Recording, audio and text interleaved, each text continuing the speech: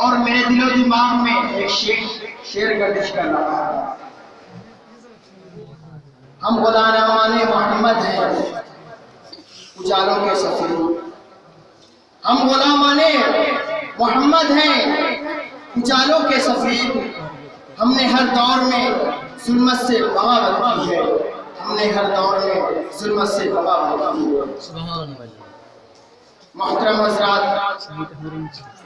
آج جو ہمارا محاضرہ ہو رہا ہے اس کا عنوان ہے ملک کے موجودہ حالات میں مسلمانوں کے مسائل اور ان کا حل.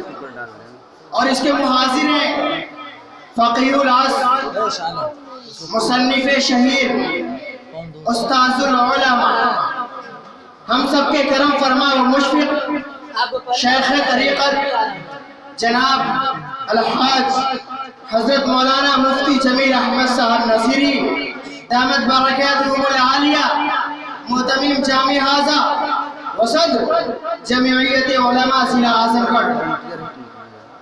محاضرہ سے پہلے میں چاہتا ہوں کہ ہمارے اس پروگرام کے صدر باوقار الحاج حضرت مولانا ارشاد احمد صاحب قاسمی معروفی مدظل العالی کے صدارتی کلمات سے ہم محظوظ و مستفید ہوں. لہٰذا ہم صدر محترم سے گزارش کرتے ہیں کہ وہ تشریف لائیں اور صدارتی کلمات سے سرفراز فرمائیں. حضرت والا کا اس شعر کے ساتھ استقبال کرتا ہوں کہ خدا کے واسطے مہر سکوت توڑ بھی دے.